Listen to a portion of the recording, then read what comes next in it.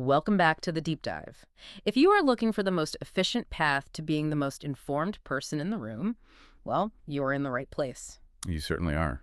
Today, we're doing something a little different, a truly unique deep dive. Because our source material isn't a collection of reports or documents. It's a single sentence, just one. But it's a sentence that's arguably the foundation of Western thought, and we're going to treat it like a complex mathematical equation. That is absolutely right.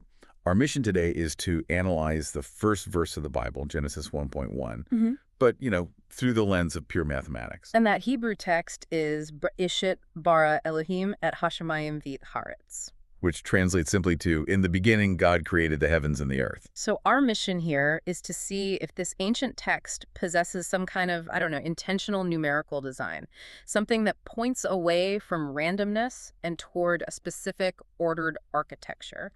The core methodology for this is called GEMATRIA. Now, for our listeners who might be encountering this concept for the first time, can you just, briefly define what that is? Of course.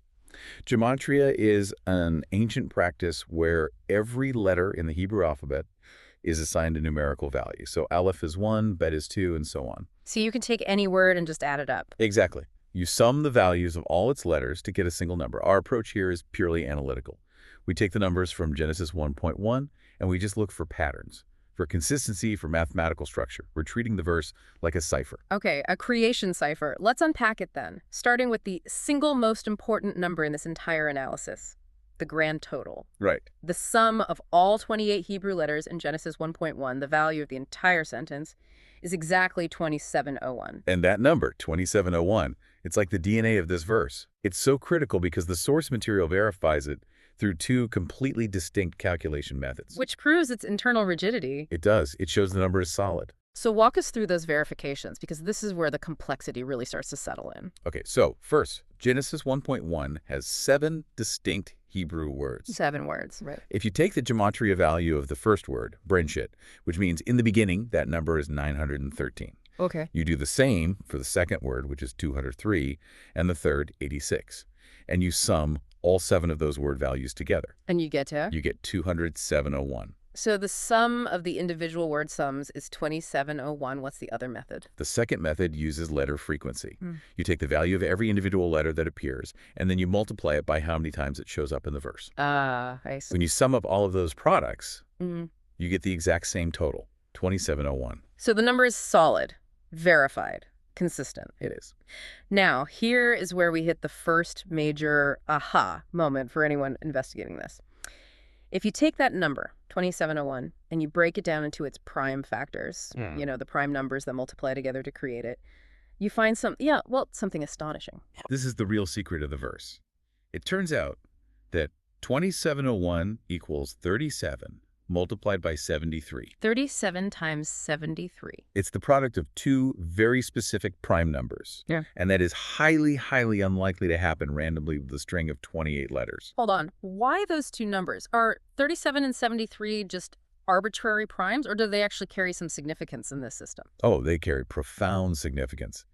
The sources analyzing this material consistently link the number 73 to the gematria value of the Hebrew word chokmah. Which means? Wisdom. Wisdom, okay. And the 37th? 37 is consistently linked to concepts of the Word, or the Lord. So you're telling me the single numerical signature of the creation verse, the very first sentence of Scripture, is mathematically structured as word multiplied by wisdom. That's it. It's a massive conceptual link right there in the prime factors. It really creates this powerful echo connecting the creative acts to divine attributes. It reflects that idea we see in other places, like the Gospel of John, where it says, "In the beginning was the Word." Exactly. The numerical foundation of creation itself is built on the Word and on wisdom. Okay, that's the total value. Let's move on to the basic construction, because the underlying architecture of the verse is also built on some very key numbers. Yes, the basic structural counts are immediately symbolic. You see it right away. A verse has 7 words. 7 words, which is almost always tied to spiritual completion or divine cycles. And those 7 words are composed of exactly 28 letters. Which is, of course, 7 times 4. And if you break down the letter count word by word, you get a sequence. 6 letters, then 3, then 5, 2, 5, 3, and 4. And if you sum that sequence, it sums perfectly to 28. It just confirms the balance of the whole structure. But this structural balance goes even deeper when we look at the unique letters used. It does. The full Hebrew alphabet has 22 letters. But to write this entire verse, Genesis 1.1, only 11 unique Hebrew letters were needed. Only half the alphabet, just 11 letters to describe the entire creation of the heavens and the earth. And that number 11, the sources often cite as pointing to, what, divine revelation? Divine revelation, yes. And structurally, you see that pattern again. 7 words, 11 unique letters. 7 times 11 is 77. It keeps locking in. And there's another consistency check here, isn't there? There is. If you take those 11 unique letters and use their place value, so Aleph is 1, Bet is 2, and so on, and you sum those 11 place values up. The total is 298. The total is 298. Okay, and now we need to introduce a key piece of jargon for the listener. Digit reduction. When you say the total is 298, what happens next? Good question. Digit reduction, or finding the digital root, is a simple, repeatable process. You just take the digits of a number and you sum them until you get a single digit. So if we take 298... we add 2 plus 9 plus 8, which equals 19. And that's not a single digit, so you do it again. You do it again. 1 plus 9, which equals 10. So the place value of the 11 unique letters reduces to 10. And 10 in this system symbolizes divine order. Yes, and what's fascinating is that the total verse value to 2701 also reduces to 10.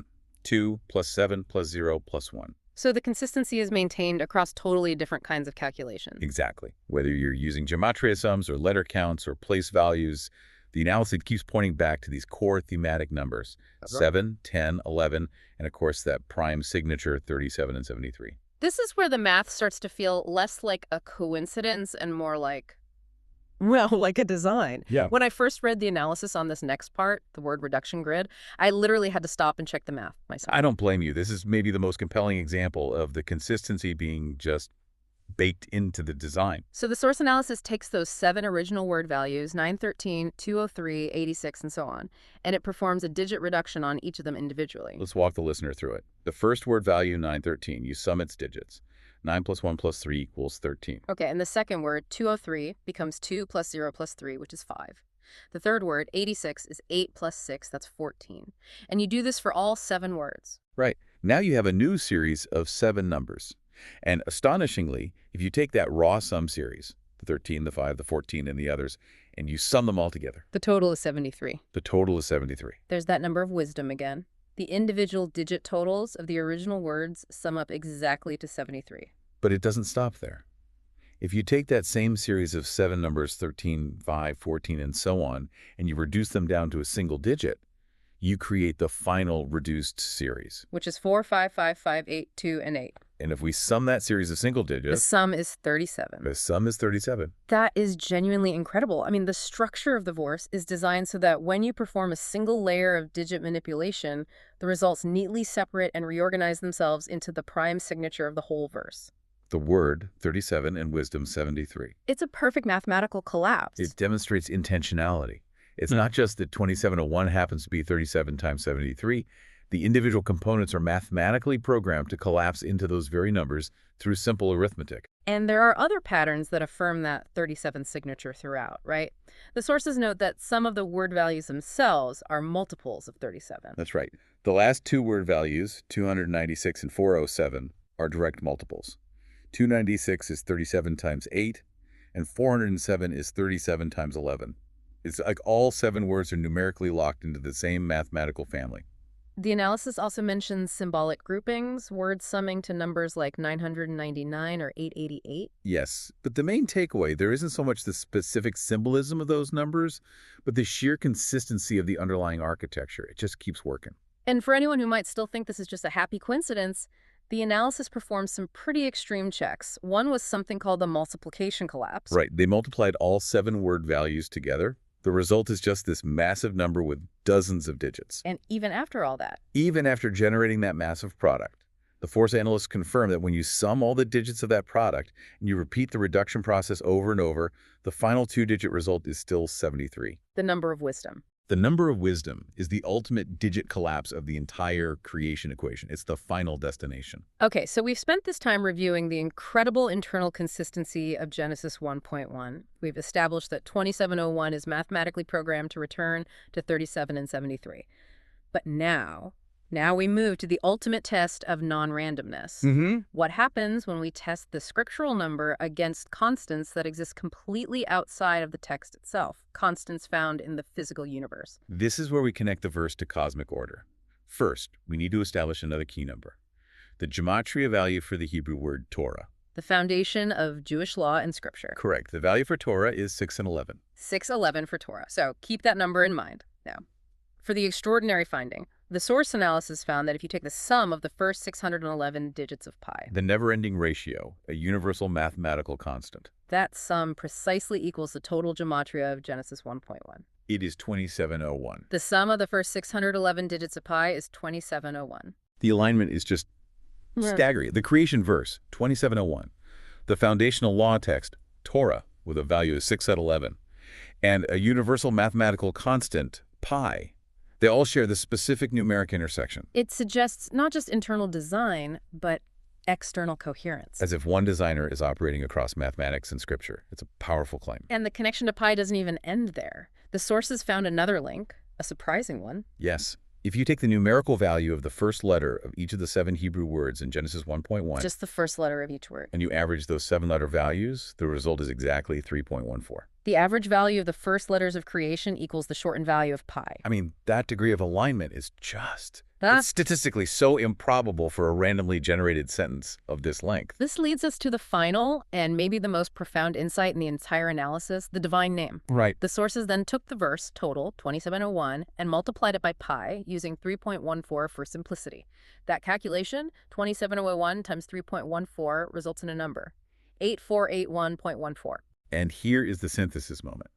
If you take the digits of that product, the 8, 4, 8, 1, 1, and 4, and you add them together, You reduce them. you reduce them. They sum into 26. So, if the creation verse total multiplied by the universal constant pi gives us a number that reduces down to 26, why is that number so significant? What does 26 connect back to? 26 is the gematria value for the Hebrew divine name, YAH-WEH, The tetragrammaton. the sacred, unpronounceable name of the Creator. And since the name itself is considered too holy to speak aloud, its numerical value often stands in as a proxy for the divine identity.